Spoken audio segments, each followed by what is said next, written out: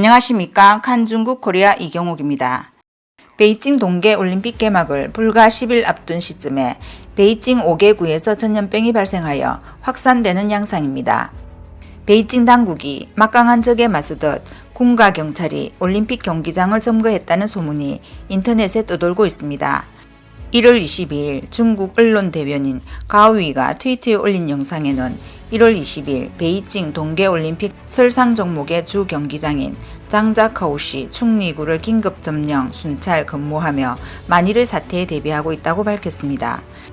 영상에는 수많은 군용 차량이 도로를 달리고 있으며 베이징 동계올림픽 주재가도 들립니다. 베이징 차오양구는 동계올림픽 주 개최지로 지역 주민 왕 씨는 외신에 거리가 빨간 완장으로 가득하다. 그들은 길목, 회사 어디에든 있으며 세세하게 조사하고 있다고 전했습니다.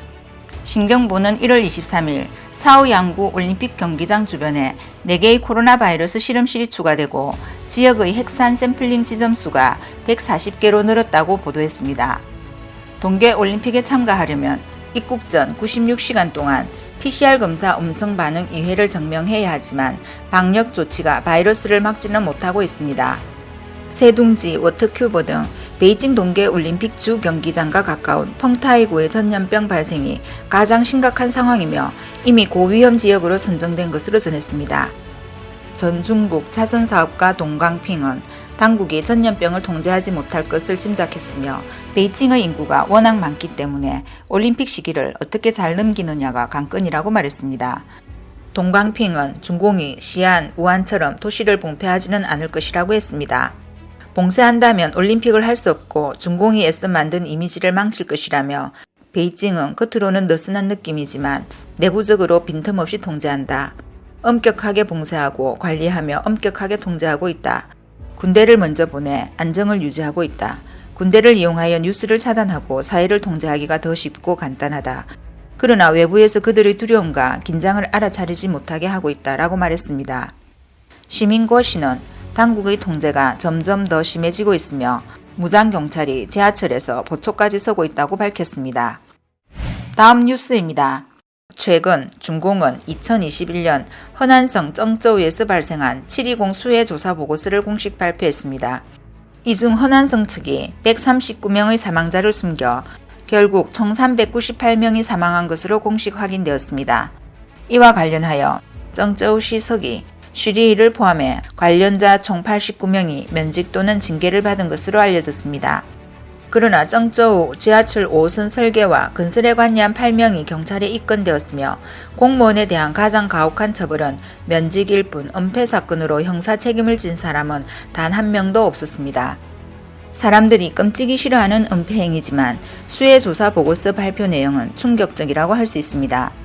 보고에 따르면 쩡저우 관리들은 재해로 사망하거나 실종된 사람들에 대한 정보 보고를 의도적으로 방해했으며 이미 파악된 사망 실종자 정보도 보고하지 않았습니다. 지난 7월 25일에서 29일 116명을 은폐한 쩡저우 시현은 또 8월 18일에서 19일 베이징 조사팀을 상대로 12명이 수해로 추가 사망했다고 보고하여 사망자 수를 제대로 보고하지 않았습니다. 8월 20일 조사단이 진주한 후에도 재해로 인한 사망자와 실종자 수는 8월 2일 발표보다 41명이 증가해 23명이 은폐된 것으로 드러났습니다. 그러나 수해 발생 기간에 황부 15 편집장 후시진은 쩡저우 관리들을 보호하려고 아직 총 사망자 수가 통보되지 않은 것으로 보아 모든 상황을 파악하는 데 어려움이 있겠지만 허난성 재해 상황은 은폐되지 않을 것이며 우리 시스템에 그것을 숨길 동기가 없다. 그것은 전혀 용납될 수 없다라고 말했습니다.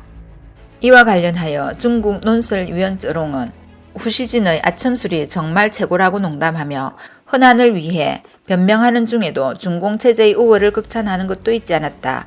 후시진은 최근 통보에 따르면 은폐 행위가 있는 것으로 보인다며 말을 돌려 우국 우민의 모드로 들어갔다고 말했습니다. 쩌롱은 후시진이 허난성에서 은폐된 사망자 수가 실제 전체 사망자 수의 3분의 1이나 돼 이런 지역 관리들의 은폐 행위는 고질병이 된 것 같다며 괴로워했다고 합니다. 후시진의 초점은 쩡저우 관리 쉬리 등이 받은 면직 등의 처분은 적절하다면서 그들에게는 조금도 억울하지 않은 처분이라고 말했습니다. 사실 분명 죽을 죄를 저지른 것인데 오히려 후시진의 입을 통해 처분이 정당화되었습니다. 사망자 수를 은폐하는 것은 실제로 사람의 목숨을 초계로 여기는 것입니다.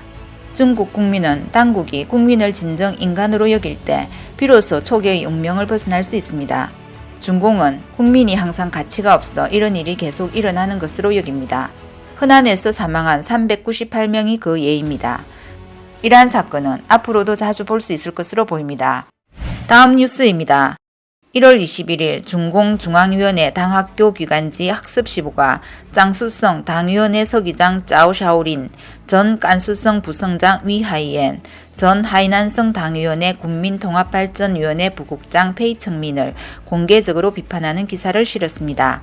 이는 시진핑이 짱쩌민 쩡찡홍파의 짱쩡 세력에 대처하기 위해 최선을 다하는 것이라고 분석했습니다.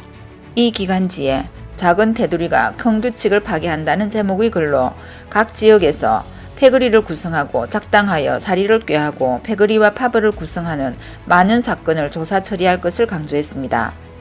일부 낭만 큰 호랑이의 배후에 흔히 패거리가 있다며 또한 쿠데타도 방지해야 한다고 보도했습니다. 기사에서 언급한 3명의 낙마 관리는 부 또는 청급이었으며 시사평론가 웨이사는 실제로는 그들의 배후에 있는 파벌 세력, 야심가, 업무가들을 가리킨 것이다. 짜오샤오린의 배후에는 짱쩌민, 링찌와 저우융캉이 있고 위하이엔의 배후에는 거보숑, 페이청민의 배후에는 쩡찡홍이 있다고 분석했습니다. 짜오샤오린은 산시성 위안핑 출신으로 동향의 링찌와와 가깝고 짱쩌민의 장수방 일원이기도 합니다. 그의 아들 짜오진과 링찌화의 아들 링구는 의형제로 이 두 사람의 양아버지는 바로 저우융캉의 측근 저우번슌의 아들 저우찡입니다. 그는 종종 짜오찡 클럽에 갔고 이곳은 링찌화의 시산회, 저우융캉의 정법계, 짱쩌민의 장수방이 잘 가는 곳이기도 합니다. 위하이에는 저장성 이웃 출신으로 2004년 말 지우강 총경리에서 깐수성 국자위 주임으로 자리를 옮겼다가 2017년 1월 실각했습니다. 2017년 중공 관영 매체 청렴전망은 위하이엔이 2015년 7월 낙마한 전 군사위원회 부주석 꼬보숑의 아들 꿔정강과 1999년부터 친하게 지냈다고 밝혔습니다. 꿔정강은 위하이엔에게 두려워하지 말고 무엇이든 하라. 우리는 총도 있고 권력과 돈도 있다라고 말했다고 합니다. 페이청민은 짱수성 서흥 출신으로 2020년 4월 8일까지 하이커우시 당서기와 부서기를 역임했습니다. 2016년 12월 2일 홍콩 매체 동방일보에 따르면 거보숑과 시차이허우는 낙마하기 전 매년 가족들과 함께 전세기를 타고 하이난으로 휴가를 떠났습니다. 페이창민은 베이징 고위 재벌과 권력 인사들의 연결을 담당했습니다. 웰샤는 중공 20대 전대회가 열리기 전에 당 언론을 이용하여 야망가에게 경고하는 이러한 행태가 때때로 나타날 것이지만 시진핑이 결국 짱쩡 세력을 타격할지는 또 다른 문제다 라고 말했습니다. 재미작가 허칭래는 1월 25일 기사에서 시진핑이 중국 내의 도전력 있는 안반 세력인 짱쩡 세력에 전력을 다하고 있다며 현재 당내 세력은 오직 짱파만이 시진핑에게 목소리를 낼 수 있다. 시진핑에게 불만 있는 여러 세력은 짱쩡파가 시진핑과 싸우기를 기대하는데 시진핑이 대비해야 하는 것은 바로 반시진핑파들이 힘을 합치는 것이다 라고 말했습니다. 일부 분석가들은 시진핑이 쿠데타를 막으려면 시진핑의 대규칙을 막는 자들을 제일 먼저 색출해내는 것이 급선무라고 분석했습니다. 자오샤오린, 위하이엔, 페이청민, 기타 지방관리와 다음 세대들은 각지에서 열렬히 패거리를 구축하고 있습니다.